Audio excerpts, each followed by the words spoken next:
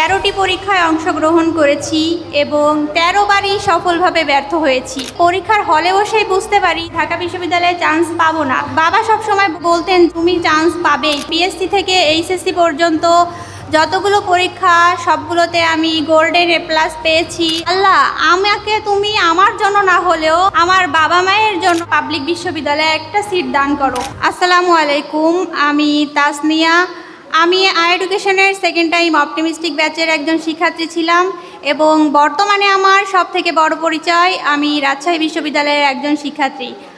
আমি প্রথমে বলতে চাই, আমি রাবিয়ান হওয়ার আগে আরও 13টি পরীক্ষায় অংশগ্রহণ করেছি এবং 13 বারই সফলভাবে ব্যর্থ হয়েছি। ফার্স্ট টাইমার হিসেবে সবারই স্বপ্ন থাকে ঢাকা বিশ্ববিদ্যালয়, আমিও তার ব্যতিক্রম নই। ছোটোবেলা থেকে যদি বলি, আমি ছোটোবেলা থেকে খুবই ভালো রেজাল্ট ছিল এবং পিএসসি থেকে এইচএসসি পর্যন্ত যতগুলো পরীক্ষা সবগুলোতে আমি গোল্ডেন এ প্লাস পেয়েছি এবং বোর্ড বৃত্তি পেয়েছি।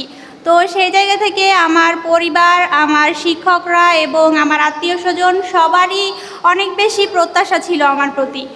তো ঢাকা বিশ্ববিদ্যালয়ের প্রতি যেহেতু আমার একটা ফ্যাসিনেশন ছিল এবং আমি যখন ঢাকা বিশ্ববিদ্যালয়ে পরীক্ষা দিই তখন আমি আসলে দুর্ভাগ্যবশত আমার সেট কোডটা ভুলভাবে পূরণ করি এবং আমি পরীক্ষার হলে বসেই বুঝতে পারি যে আমি আসলে ঢাকা বিশ্ববিদ্যালয়ে চান্স পাবো না এবং আমার অনেক বেশি প্রত্যাশা থাকার কারণে আমি অনেক হতাশার মধ্যে পড়ে যাই এবং পরবর্তী পরীক্ষাগুলোতে আমি আসলে সেভাবে ভালো করতে পারিনি এবং সেই সময় আমি অনেক বেশি ভেঙে পড়েছিলাম।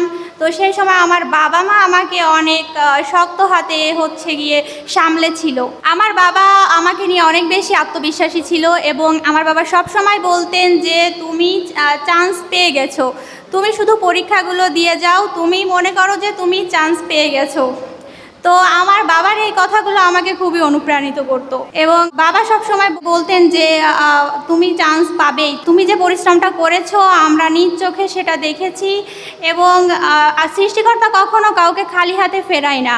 তো আমি যখনই মনে হতো আমি আসলে পারছি না, আমি পারবো না, আমাকে দিয়ে হবে না, তখনই মনে হতো যে আমার নিজের জন্য না হলেও আমার বাবা মায়ের জন্য আমাকে পারতে হবে, বাবার পরিশ্রমের মূল্য দেওয়ার জন্য আমাকে পারতে হবে, মায়ের জায়নামাজে বসে চোখের পানির মূল্য দেওয়ার জন্য আমাকে পারতে হবে। তো আমি সৃষ্টিকর্তার কাছে সব সময় শুধু একটাই জিনিস চাইতাম জায়নামাজে দাঁড়িয়ে, যে আল্লাহ, আমাকে তুমি আমার জন্য না হলেও আমার বাবা মায়ের জন্য, আমার বাবা মায়ের পরিশ্রমের মূল্য দেওয়ার জন্য হলেও যে কোনো একটা পাবলিক বিশ্ববিদ্যালয়ে একটা সিট দান করো।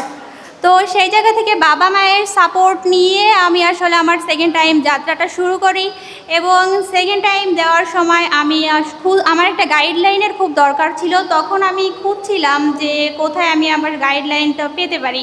তো হঠাৎ একদিন ফেসবুকে স্ক্রল করতে করতে ফাহাদ ভাইয়ের একটা ভিডিও আমার সামনে চলে আসে এবং সেই সময় আমি আসলে পেজে ঘুরে দেখতে যাই এবং সবার কয়েকটা ভিডিও দেখে আমি তখনই সিদ্ধান্ত নিয়ে ফেলি যে আমি আমার সেকেন্ড টাইম যাত্রাটা এডুকেশনের সঙ্গে শুরু করতে চাই এবং 2-1 দিনের মধ্যে আমি এডুকেশনে এনরোল করে ফেলি এবং এডুকেশনে আমি সেকেন্ড টাইম অপটিমিস্টিক ব্যাচে ভর্তি হয়েছিলাম, কিন্তু আমি আসলে বুঝতে পারিনি যে তারা আমাকে যতগুলো বিশ্ববিদ্যালয়ে সেকেন্ড টাইম দেওয়া যায় সবগুলো বিশ্ববিদ্যালয়ের জন্য আলাদা আলাদা কোর্সে আমাকে এনরোল করাবে। তো আমি অবাক হলাম যে একটা নামে মাত্র ফি নিয়ে আমাকে এতগুলো কোর্সে এনরোল করানো হলো। তো এডুকেশনের সবশেষে বলতে চাই, এডুকেশনের সঙ্গে আমার যাত্রাটা অনেক সুন্দর ছিল এবং সবাইকে অসংখ্য ধন্যবাদ। আসসালামু আলাইকুম।